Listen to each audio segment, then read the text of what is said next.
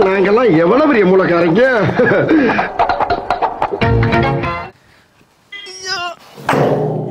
Hi friends, இன்னைக்கான video என்ன அப்படின்னா ரீசெண்டாக இன்ஸ்டாகிராமில் ஒரு வீடியோ பார்த்தேன். இந்த மாதிரி ஒரு மெட்டல் பேரலுக்கு வந்துட்டு பார்த்தீங்கன்னா ஒரு 4 கால் வச்சு குதிரை மாதிரி வந்துட்டு பண்ணியிருந்தாங்க. அதுக்கு மேலே ஏறி உட்காந்து குதிரையில் போகிற மாதிரி பண்ணோம் அப்படின்னா அந்த குதிரையுமே வந்துட்டு மூவ் ஆகி போணுச்சு. அதான் நம்ம இன்னைக்கு ட்ரை பண்ணி பார்க்க போகிறோம். வாங்க வீடியோக்குள்ள போகலாம். ஃபர்ஸ்ட் நம்ம குதிரையோட காலை தான் ரெடி பண்ண போகிறோம். அதுக்காக நம்ம எடுத்துக்க பார்த்தீங்கன்னா 1.5 இன்ச் ஸ்கொயர் டேப். இதில் 2 அடி நீளத்தில் 2 பீஸும் 3 அடி நீளத்தில் 2 பீஸும் வந்து கட் பண்ணி எடுத்துக்கலாம்.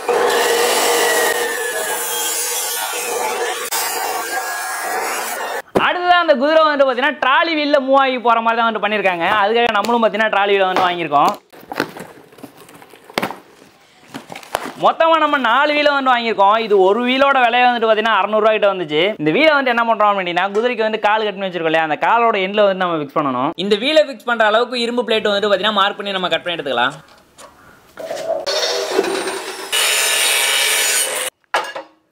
இது பார்த்தீங்கன்னா ஸ்வைவல் வீலு, அதாவது பார்த்தீங்கன்னா எல்லா சைடுமே வந்துட்டு திரும்பும். அந்த மாதிரி நம்மளுக்கு வந்துட்டு தேவையில்லை, நேராக போனால் மட்டும் வந்துட்டு போதும். அதுக்கேற்ற மாதிரி ஒரு போல்ட்டை வச்சுட்டு திரும்ப அது மாதிரி வெல்ட் அடிச்சுக்கிறேன். அடுத்ததான் நான் பேரல் எடுத்து வச்சிருக்கேன். இந்த பேரலில் 2 பக்கமே பார்த்தீங்கன்னா நம்மளுக்கு க்ளோஸாக தான் இருக்குது. இப்போ ஃப்ரண்ட் சைடில் என்ன பண்ணுறோம் அப்படின்னா நான் இப்போ மார்க் பண்ணியிருக்கேன் இல்லையா, இந்த இடத்த வந்து நம்ம கட் பண்ணி எடுத்துடலாம்.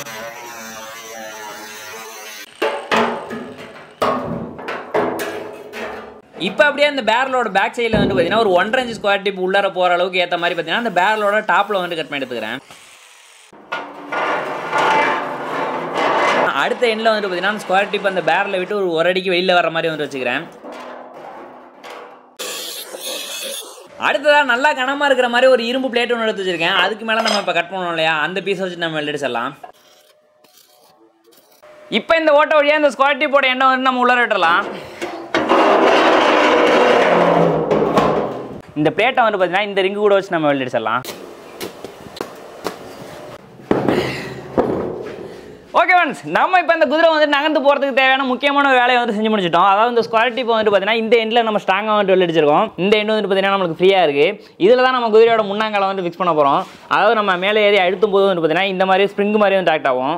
இப்போ அந்த பேரலை விட்டு வெளியில் வந்துருக்கக்கூடிய ஸ்கொயர் டேப்பில் வந்து பார்த்தீங்கன்னா முன்பக்க காலை வந்து ஃபிக்ஸ் பண்ணுறதுக்கு ஒரு 2 ஸ்கொயர் டேப் வந்து வெல்ட் அடிச்சிக்கிறேன். அதில் நம்ம அந்த காலுக்காக வெட்டி வச்சோம் இல்லையா, அந்த பீஸை வச்சுட்டு வெல்ட் அடிச்சிடலாம். இப்போ பேக் சைடில் இருக்கக்கூடிய இந்த பிளேட்டில் வந்து பார்த்தீங்கன்னா ஒரு ஸ்கொயர் டேப் வச்சுட்டு வெல்ட் அடிச்சிடறேன். இதில் நம்ம குதிரையோட பின்னங்கால் வந்து பார்த்தீங்கன்னா கொஞ்சம் லெங்க்தாக கட் பண்ணோம் இல்லையா, அந்த பீஸை வச்சுட்டு வெல்ட் அடிச்சிடலாம். இப்போ நம்ம ஒரு வாட்டி வந்து செக் பண்ணிக்கலாம். அந்த ட்ரம்முக்கு மேலே உட்காந்துட்டு ஆட்டணும் அப்படின்னா அந்த ட்ரம் வந்து ஆடுது இல்லையா, அதுவே வந்து காலில் வீலை ஃபிக்ஸ் பண்ணிட்டோம் அப்படின்னா வீல் வந்து முன்ன பின்ன போகும் அப்படின்னு நினைக்கிறேன். போகுது அப்படின்ட்டு வந்து செக் பண்ணிக்கலாம். அடுத்ததாக வீலை ஃபிக்ஸ் பண்ணுறதுக்காக பிளேட் வந்து கட் பண்ணி எடுத்தோம் இல்லையா, அந்த பிளேட்டை அந்த வீலுக்கு மேலே வச்சுட்டு அதுக்கான போல்ட் நட் போட்டு வந்து டைட் பண்ணிக்கிறேன்.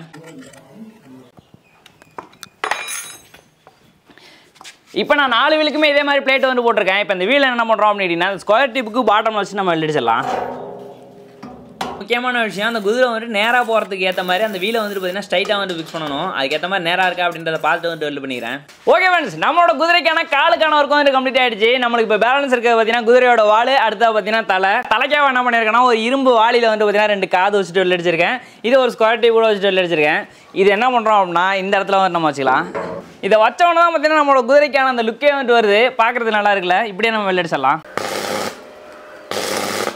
ஓகே ஃப்ரெண்ட்ஸ், இப்போ நம்ம குதிரைக்கான ஒர்க்கு ஃபுல்லாக வந்து கம்ப்ளீட் பண்ணி பெயிண்ட் எல்லாம் பண்ணி குதிரைக்கு பார்த்தீங்கன்னா உயிரை கொடுத்தாச்சு. நம்ம இப்போ குதிரையை கூப்பிடலாமா?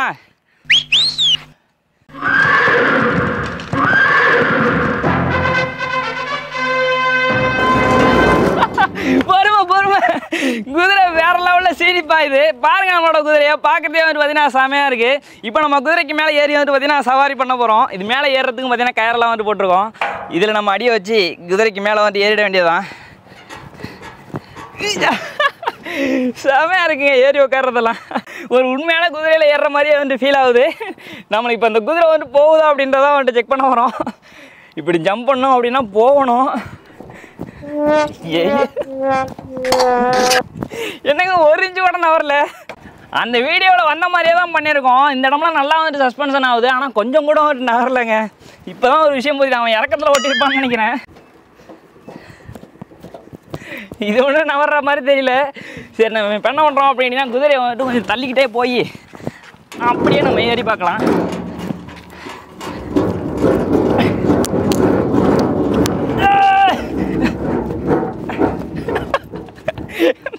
நவரல, இன்னும் கொஞ்சம் ஃபாஸ்டா.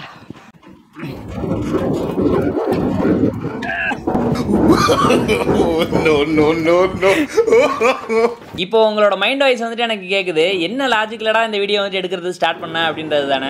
குதிரைக்கு முன்னாடி இருக்கக்கூடிய கால் வந்துட்டு பார்த்தீங்கன்னா நம்மளுக்கு ஸ்ப்ரிங் மாதிரி வந்துட்டு ஒர்க் ஆகும். அதனால பார்த்தீங்கன்னா அதிக அளவு முன்ன பின்ன வந்துட்டு போயிட்டு வரும். அது பேக் சைடில் இருக்க பார்த்தீங்கன்னா கொஞ்சம் வந்துட்டு ஸ்டெடியாக பிக் பண்ணியிருக்கோம். இப்போ அந்த குதிரைக்கு மேலே இருந்து அந்த மூவ்மெண்ட் வந்துட்டு கொடுக்கும்போது ஃப்ரண்ட் வீல் அதிகமாக போகிறதுனால பேக் சைடு வீல் வந்துட்டு கொஞ்சம் கொஞ்சமாக மூவ் ஆகி வரும் அப்படின்ற மாதிரி தான் நினச்சேன். ஆனால் அந்த மாதிரி நடக்கலைங்க. ஆனா இந்த குதிரை இறக்கத்திலையும் சொல்ல அடங்க போகுது. அதான் நினைச்சதான் கொடுமையா இருக்கு. இறக்கண்டா இறக்கண்டா.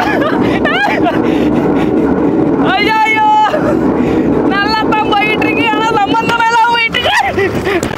ஐயோ நல்லா தான் போயிட்டு இருக்கு. ஆனா சம்பந்தம் எல்லாம் போயிட்டு இருக்கு.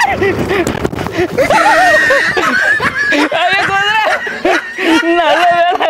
அட பாவி, இறக்கத்துக்குள்ளே இப்படி தள்ளுவேன். Sorry bro. The next day.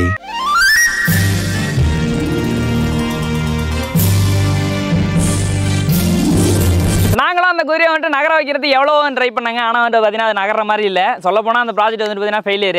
இப்போ என்ன பண்ணியிருக்கோம் அப்படின்னு கேட்டிங்கன்னா, நம்மளோட அந்த மெக்கானிக்கல் குதிரையை வந்து பார்த்தீங்கன்னா எலக்ட்ரிக்கல் குதிரையாக வந்து மாற்றிருக்கோம். என்னன்னா பின்னாடி சைடில் வந்து நம்ம குதிரை வண்டி வந்துட்டு ஆல்ரெடி பண்ணோம் இல்லையா, அந்த வண்டியை வந்து அட்டாச் பண்ணியிருக்கேன். இதில் வந்து பார்த்தீங்கன்னா மோட்டர் வந்து ஃபிக்ஸ் பண்ணியாச்சு. மோட்டருக்கான த்ராட்டில் வந்து பார்த்தீங்கன்னா நான் இந்த இடத்துல வச்சிருக்கேன்.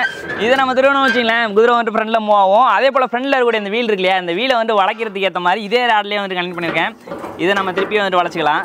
இப்போ நம்ம குதிரையில் ஏறி நம்மளோட எலக்ட்ரிக் குதிரையில் ஏறி வந்துட்டு போக போகிறோம். இந்த குதிரை போகலன்னு சொல்லாது. ஓகே, ஏறி உட்காந்தாச்சு. தம்பி வாப்பா, பின்னாடி ஒரு ஆள் உட்காந்துக்கலாம். ஒரு பக்கமாக போகுது, இருந்தாலும் சிறப்பாக தான் போயிட்டு இருக்கு. நாங்கெல்லாம் எவ்வளவு பெரிய மூலக்காரங்க. நல்லா தான் போய்கிட்டு இருக்கு. இதெல்லாம் எதிர்பார்க்கறாங்க.